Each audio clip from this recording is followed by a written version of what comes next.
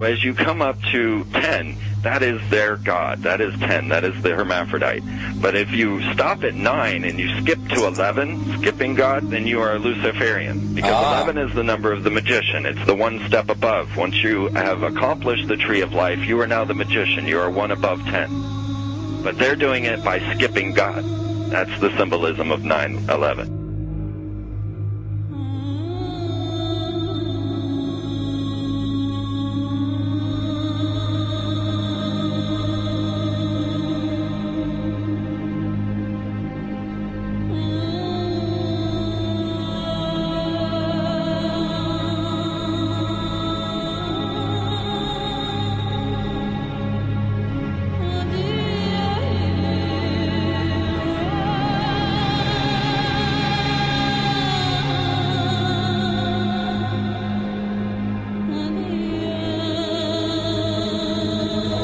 It is a big idea, a new world order.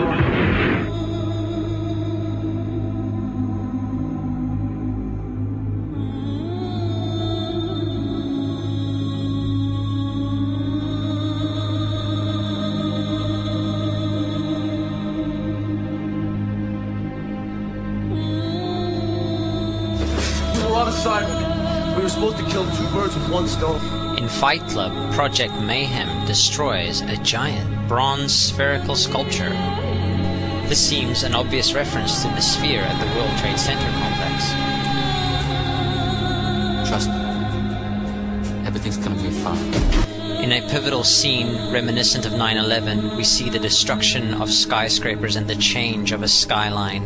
Second anniversary of the 9/11 attack on the World Trade Center, George Bush asked for an $87 billion increase in military spending.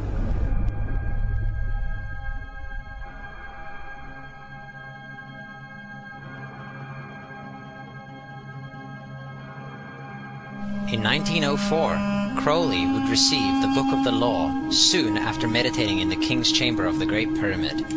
He claimed he had been contacted by a being called Aiwass. Crowley would also use this symbol in his work. Some of its meanings are said to include a reference to the number 77 in Hebrew and a connection to the god Pan. Crowley made this drawing of a non-human intelligence he saw during a ritual. Synchronous 23 has made the connection between Aiwass and the Wizard of Oz, and has further pointed out the similarities between Crowley's grey alien-like drawing and the depiction of the projection of the Wizard of Oz in the film version. The much overlooked theory has been put forward on the internet that when we are looking at George W. Bush, we are actually seeing Aleister Crowley's grandson.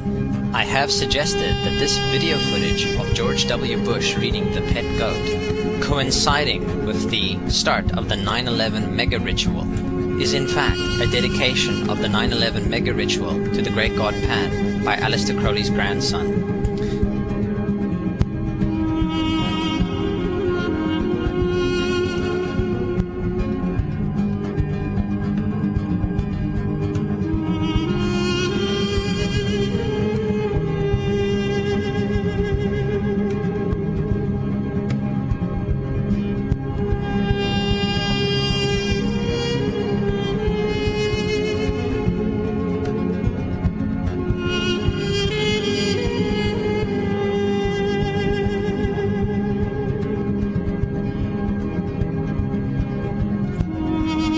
Things get a little weird.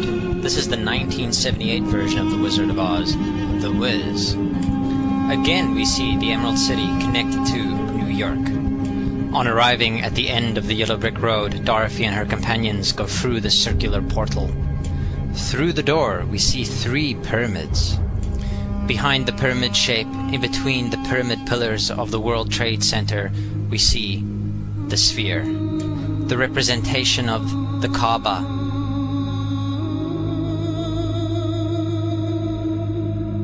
The inhabitants of Oz dance around the sphere in ritualistic fashion. Fashioned in giant letters over the dome of the sphere, we see the word Oz. Oz, symbols of Pan and Aiwass, seen smack at the heart where the new Aeon was ushered in. and where the Stargate was opened.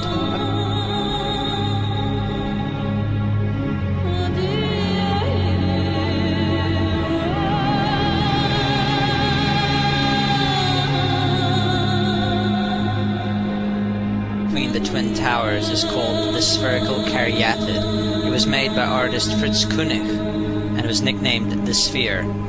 We see that Koenig made this thing in Bavaria, the same place where the Illuminati was founded. The most interesting fact about the placement of the Sphere at the World Trade Center Plaza has to be that architect and designer of the World Trade Center, Minoru Yamasaki, intended the plaza itself to be a representation of the Grand Mosque of Mecca, the Sphere in particular taking the place of the Kaaba.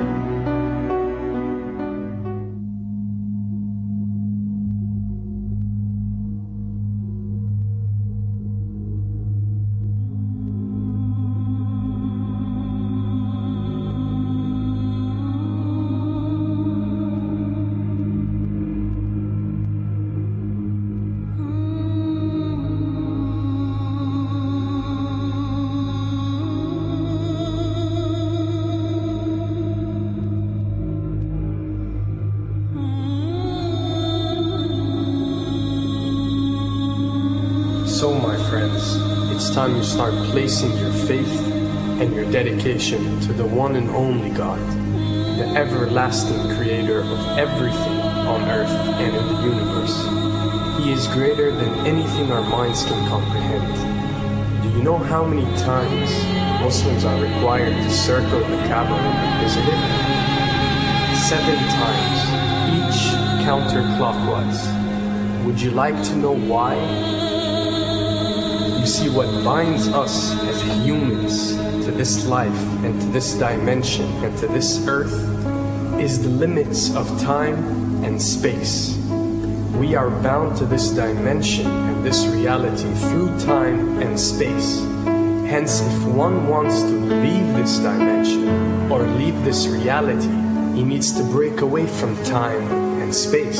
So when you visit the Kaaba and you rotate counterclockwise, what is this practice actually doing? It is literally helping you elevate your soul and elevating yourself to break away from time and space so you can touch something so unique and so beautiful and so powerful that it changes your life forever. And if you don't believe me, ask anyone who has visited the Kaaba how he or she felt or how their lives have changed ever since.